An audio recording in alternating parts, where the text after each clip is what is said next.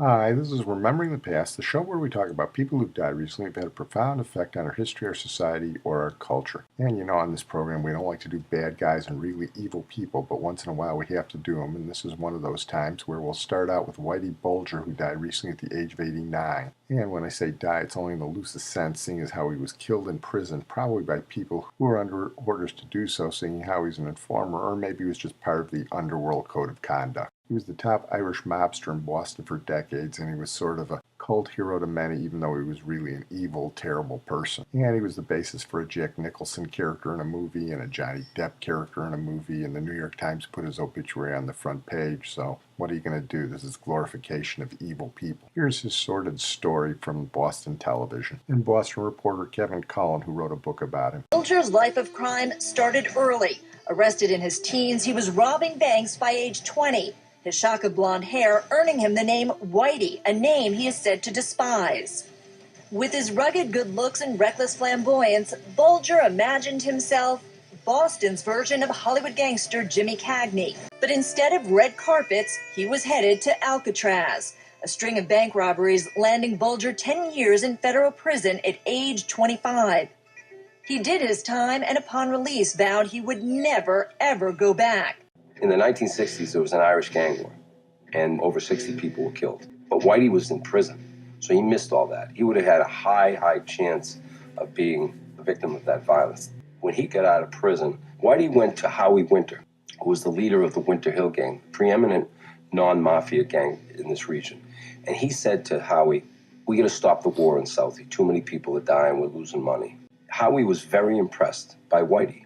And one of the things that impressed him most was that Whitey had done time in Alcatraz. For you and me, you know, we'd like to hand in our resume and say, see, I went to Stanford, I got my MBA at Wharton. But in that milieu, if you're a wise guy, you say, oh, you went to Alcatraz. And Howie said that Whitey came across as a guy that could be a leader. So Howie mediates the end of the war with a rival gang in South Boston called the Mullins, in which the Mullins actually are about to prevail. And the Mullins guys think, you know, they're about to get the lion's share of everything. And Howie threw them for a loop when he announced that Jimmy Bulger, he's gonna front money for them. They can put money on the street, loan shark, they can do a gambling operation, but Whitey's gonna be in charge. And the Mullins guys were going, what, are you kidding me? We were winning.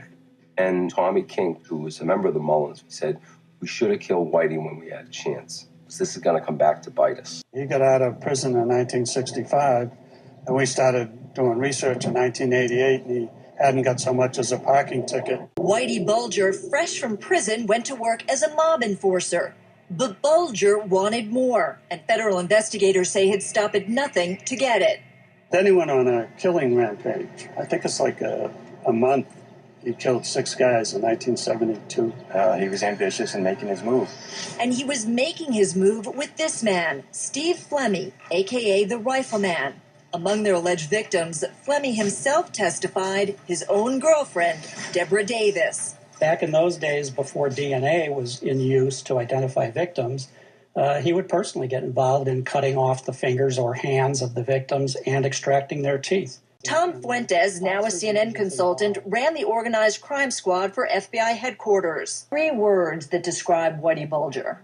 Stone cold killer. The brutality of Bulger's alleged crimes happened in part because he felt protected. He felt he could get away with anything because he was an informant for the FBI, and it's his FBI contacts that made him especially dangerous because he knew he could get away with it by selling out other mobsters, especially the Italian mafia, which at the time was the FBI's #1 priority, and that's why he was seen as this big informant, this prized informant, and that's why he was basically given carte blanche, while some of his rogue agents simply look the other way. All right, that's more than enough about Whitey Bulger. We're going to move on now to somebody I really like, Willie McCovey, who died recently at the age of 80. Willie McCovey came out of Mobile, not too far from where Henry Aaron was born, and in the late 1950s he joined the San Francisco Giants as their first baseman.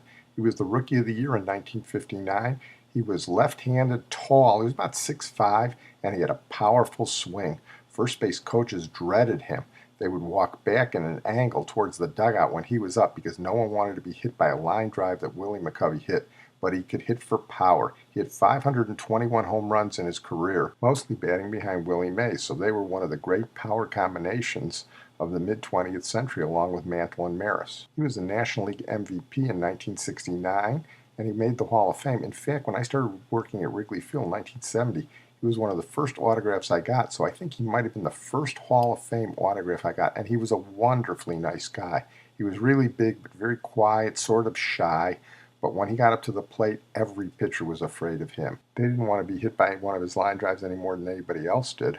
The longest home run I ever saw a left-handed batter hit at Wrigley Field. He hit it way, way over Sheffield Avenue. And of course, he was well known for his tape measure shots at Candlestick Park as well. But as I said, it's his line drives that are most legendary, and one of his line drives features in one of the great stories in baseball lore. Let me set the stage. The Giants of the early 60s of the Mays-McCovey era were a great baseball team. In fact, we talked about that when we did the Alvin Dark podcast I refer you to. The problem is they were always up against somebody who was just as good or slightly better. Usually it was the Dodgers of Sandy Koufax and Don Drysdale, or the Cardinals of Bob Gibson and Lou Brock. But occasionally it was the Roberto Clemente-led Pirates or the Frank Robinson-led Reds. But in 1962, the Giants beat all of them and went to the World Series against the Yankees. Now, the Yankees had had the top team in baseball for the last 15 years, but they were starting to slow down. They were still a dynasty, but they weren't what they had been. And sure enough, the Giants took them to 7 games, and in the 7th game, they were at Candlestick Park, and it looked like the Giants might win the World Series. The game was a thriller, one of the great games in baseball history. It was 1-0 in the 9th inning, in the bottom of the 9th. The Yankees were leading with their starting pitcher, Ralph Terry, on the mound. Now, Ralph Terry was infamous in baseball history because 2 years before, he had given up the home run to Bill Mazeroski in the 9th inning of the 1960 World Series, the only Game 7 walk-off home run in World Series history. Manager Ralph Houck left Terry in for the 9th inning, and the first batter, Matty Lou, got a bunt single. Imagine bunting in the 9th inning of the World Series. Terry struck the next 2 batters out, and up comes Willie Mays, and Mays delivers a double into the right field corner that should have scored a Lou. But Roger Maris, who was only a year off his record-breaking home run season, and also happened to be a great right fielder, made a great play, got the ball in quickly to Bobby Richardson with a great relay throw, and they had to hold Matty Lou at third base. So they're second and third, 2 out, and Willie McCovey is up. Even then, McCovey was one of the most feared hitters in the league. He was a left-hander. Terry was a right-hander. Houck came out, and he asked Ralph Terry, did he want to pitch to McCovey or walk him, with the next batter being the great Orlando Cepeda, who was a right-handed hitter. Today, there would be no question. But Ralph Terry said, I want to pitch to McCovey. Think about that. The guy who had given up Bill Mazeroski's home run 2 years earlier was now going to pitch to McCovey. And in the first pitch, McCovey hit a long drive into right field that went foul. And on the second pitch, he hit one of those characteristic line drives of his, one of the most famous line drives in baseball history. Here's the play-by-play of one of the great endings in World Series history by George Kell. Keller goes down swinging on a low curveball. So there's 2 down, and it's all up to Willie Mays. And I would imagine if the Giant fans had their way in the ball club, this is the man they wanted to play. A runner at first base, 2 outs, and Willie Mays the batter. So it'll be Terry against Mays. And that is matching strength against strength here in the bottom of the 9th inning. Matty Lou at first base with 2 outs. The Yankees deep, around to the left, and very deep in the outfield. Boyer deep and near the line at third base. The pitch to Willie Mays. He swings and lines it down the right field line. This one is in there. Willie's on his way to second. The runner's going to be held at third base. Willie Mays lined one into the corner in right field. Matty Lou was held up at the last moment. It looked like he was going to make a try for it. Bobby Richardson took the relay from Roger Maris and rifled a throw into Elston Howard. 1 hop, he would have had him at the plate. And Whitey Lockman very wisely held him up. So the Giants have runners at second and third with 2 outs. Willie McCovey the batter, and here's Ralph Houck coming out to the mound. Candlestick Park in San Francisco, and this place is a madhouse right now. The Yankees lead 1-0, the bottom of the 9th. The Giants have runners at second and third with 2 outs, and Willie McCovey is the batter. Willie's had 1 hit. That was a long triple. Here's the pitch. He swings and sends a long ball to right field. Maris is chasing it. It is curving foul. It's going in the seats. Willie McCovey making a bid. Slammed one deep into right. The ball did not have the distance to get out of the ballpark. Maris going over near the line, but it curved back into the crowd. So it's one strike to Willie. And boy, everything is riding on every pitch here in the bottom of the ninth. Big, tall, left-handed batter right down on the end of the bat. Ralph Terry gets set. Here's the pitch to Willie. Here's a liner straight to Richardson. The ball game is over and the World Series is over. Willie McCovey hit it like a bullet. A line drive right straight to Bobby Richardson at second base. Had that ball got out of his reach, the Giants would have been the winner. Now it's the Yankees who have mobbed Ralph Terry in the center of the diamond, and well, they should. What a pitcher Ralph Terry was here today. He pitched a 4-hit shutout, going right down to the bottom of the ninth. A line drive off the bat of Willie McCovey, going straight into the glove of Bobby Richardson at second base. The final score of the ball game, the Yankees win it 1-0. Charles Schultz, the Peanuts cartoonist, did a famous cartoon of Charlie Brown asking why Willie McCovey couldn't have hit the ball 3 feet higher. I remember watching that on TV, and that ball was hit hard. Many years later, they asked Willie McCovey how he'd like to be remembered, and he answered as the guy who hit the ball over Bobby Richardson's head in the 7th game. Well, by way of introduction of our next subject, there's this. And the time has arrived. And here to give those famous words is Chairman of the Board of the Indianapolis Motor Speedway, Mrs. Mary Hulman George. Ladies and gentlemen, start your engines.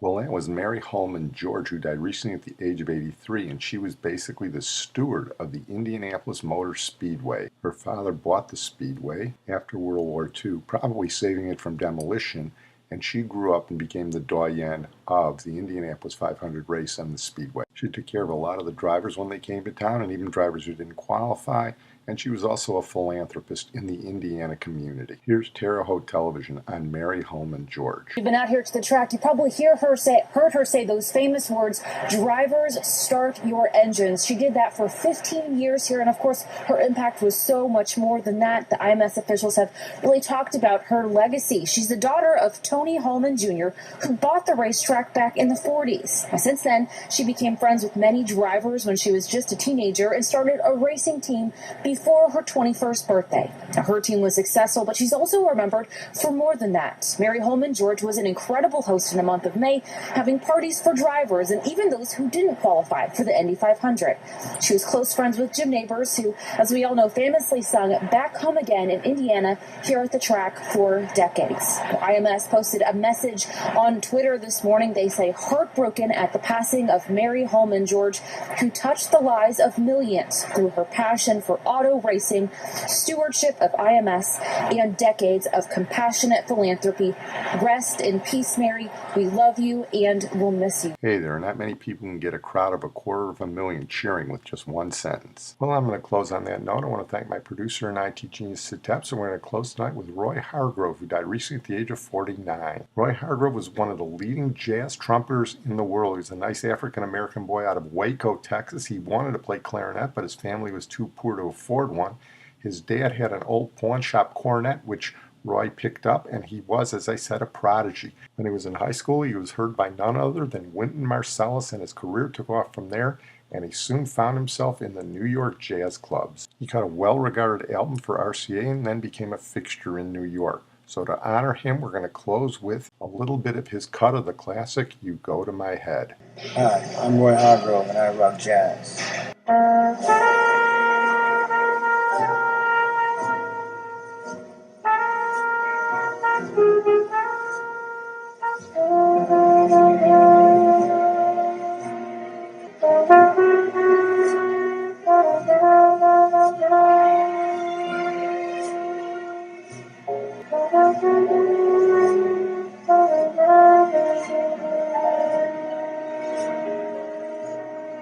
You're starting to try to be a musician or an artist, something like that, because you want to make money, because you want to do a job. That's the wrong way. You have to do this because you love it. And it doesn't matter if you broke, you still gonna do it. I mean, I go out to jam sessions and I play regardless of whether I'm getting a check or not. You have to love this thing, man. You have to love it and breathe it. And it's your morning coffee. It's your food. That's why you become an artist.